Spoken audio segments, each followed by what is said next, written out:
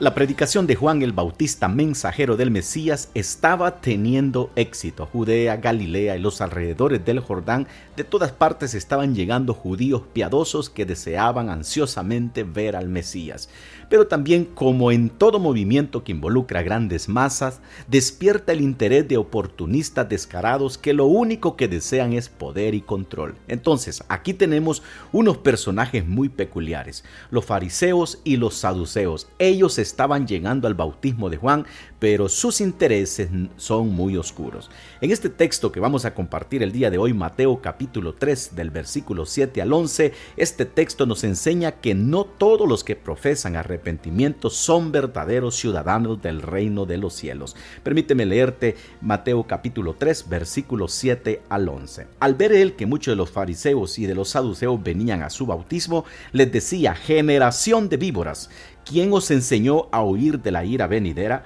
Haced pues frutos dignos de arrepentimiento y no penséis decir dentro de vosotros mismos: a Abraham tenemos por padre, porque yo os digo que Dios puede levantar hijos a Abraham aún de estas piedras. Y ya también el hacha está puesta a la raíz de los árboles, por tanto todo árbol que no da buen fruto es cortado y echado en el fuego. En este texto que acabamos de leer vamos a ver tres verdades tocante al arrepentimiento que Dios demanda a fin de entrar en su reino. La primera verdad la encontramos en el versículo 7 y es esta: el verdadero arrepentimiento es incompatible con la hipocresía y la religiosidad. La congregación de Juan el Bautista estaba creciendo. Su éxito como mensajero del rey estaba dando frutos, pero no todos los que llegaban en respuesta al mensaje eran genuinos penitentes. Juan detectó estos hipócritas oportunistas de entre la congregación. Mira cómo él dice en el versículo 7: al ver que muchos de los fariseos y los saduceos venían a su bautismo, les decía: generación de víboras, ¿quién os enseñó a huir de la ira venidera? ¿Quiénes eran estos fariseos y saduceos? Los fariseos eran un partido político que surgieron en la última mitad del siglo II antes de Cristo. Estos hombres eran celosos de la religión, que actuaban bajo la conducción de los escribas en oposición al partido impío helenizante. Los fariseos se veían a sí mismos como los más devotos, se creían tan piadosos, súper espirituales y separados de los paganos, de los publicanos, de los pecadores y del mismo pueblo judío, que inclusive era indiferente a sus causas. Simplemente ellos menospreciaban a la gente que no conocía la ley. Juan capítulo 7 versículo 49 claramente nos dice lo que acabamos de afirmar. Así que ellos eran tan fanáticos en su justicia propia que incluso ellos trataron de condenar a Jesús por el hecho de acercarse a los pecadores. Ellos no eran más que hipócritas farsantes, tendrían una influencia que ya no merecían y que usaban de manera dañina enseñoreándose de la gente. Otro grupo que Juan confronta son los saduceos. Los saduceos, a diferencia de los fariseos, no tenían muchos seguidores de las masas populares, sino solamente entre los de buena posición económica, pues siempre estaban buscando incursionar en la política. A ellos les gustaba estar bien con Roma. Además, esto les hacía más severos en los juicios contra otros judíos. Por otro lado, los saduceos rechazaban las doctrinas tardías del alma y de la existencia del más allá, la resurrección, la recompensa, las retribuciones, los ángeles y los demonios. Creían que no existía el destino, que el hombre podía elegir libremente entre el bien y el mal y que la prosperidad y la diversidad eran resultado de sus propias acciones. ¿Qué tiene de malo que estos hombres vengan a donde Juan para ser bautizados? Mira lo que dice el texto: venían a su bautismo. El problema aquí es que ellos no eran penitentes verdaderos. Ellos simplemente venían reclamando lo que por derecho, según su propio pensamiento, les pertenecía. Este era un problema. No eran verdaderos penitentes, no estaban reconociendo su bancarrota espiritual. Ellos se creían demasiado espirituales como para considerar su necesidad de arrepentimiento. Es más, el hecho de venir a reclamar su derecho de ser bautizados revela su arrogancia. Simplemente están allí para decir: si el Mesías está viniendo, somos las personas más dignas para reinar con él. No somos pecadores como los demás. Estamos aquí para reclamar nuestro lugar. Escúchame bien.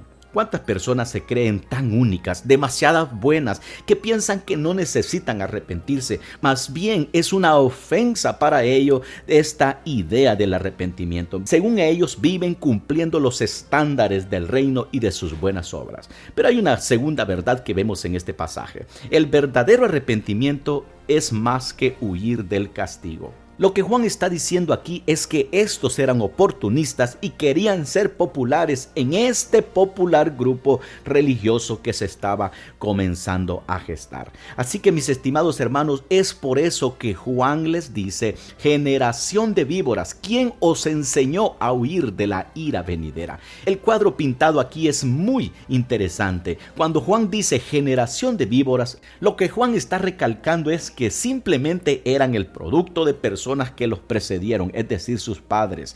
Eran tan pecaminosos, hipócritas y farsantes como ellos mismos. No importa que se hayan separado a ellos mismos del mundo, ni siquiera ellos, cuando comenzó este movimiento, estaba libre de pecado. Simplemente eran hipócritas mortales quienes envenenaban la nación entera con su engaño fatal. Es por eso que Juan los trata con mucha severidad. Él les dice: ¿quién les enseñó a huir de la ira venidera? Lo que Juan está diciendo es que, como todos los pecadores, ellos deberían estar huyendo de la ira de Dios con un arrepentimiento real, pero en lugar de ello, estos estaban siendo empujados de sus agujeros por Satanás mismo. Hay una tercera verdad que vemos en este pasaje. Juan dice en el versículo 8: haced pues frutos dignos del arrepentimiento. La tercera enseñanza tocante a esto es que el verdadero arrepentimiento involucra un cambio de vida. Mira cómo Juan dice: haced frutos dignos de arrepentimiento. Lo que está diciendo es: produzcan lo que agrada a Dios como evidencia de su arrepentimiento, en lugar de estar dándose palmaditas en la espalda diciendo que somos hijos de Abraham. Mira qué interesante, porque es lo que ellos están declarando en los siguientes versículos. Escuche bien: usted nunca, ponga atención, usted nunca probará el verdadero arrepentimiento a menos de que el fruto del arrepentimiento y la obra de arrepentimiento sea visible. El verdadero arrepentimiento manifiesta una vida cambiada. El punto que queremos enfatizar, estimado hermano y amigo, es que debe haber un cambio en la vida de la persona. Deje de hacer lo que solía hacer antes. Haga cosas justas. Las cosas injustas son cosas que quedaron en el pasado. Sea amoroso, amable y comparta con otro de las bendiciones que Dios le ha dado. Ahora bien, en conclusión, permíteme preguntarte algo. ¿En qué estás confiando tú? ¿En qué estás confiando para tu salvación? Los fariseos confiaban en sus obras, su justicia personal. Eran buenos. Ellos guardaban todas las reglas religiosas. Los saduceos, ellos simplemente iban a disfrutar de la vida mientras que pudieran. Ellos no se preocupaban por el futuro. Todo era aquí y ahora. Pero juntos eran arrogantes porque pensaban que habían heredado el reino. Después de todo, eran hijos de Abraham. Usted sabe, oigo eso de la gente en el día de hoy, solo que lo dicen de esta manera: si yo básicamente soy bueno, Dios nunca me daría eso o me enviaría al infierno. Él nunca haría eso.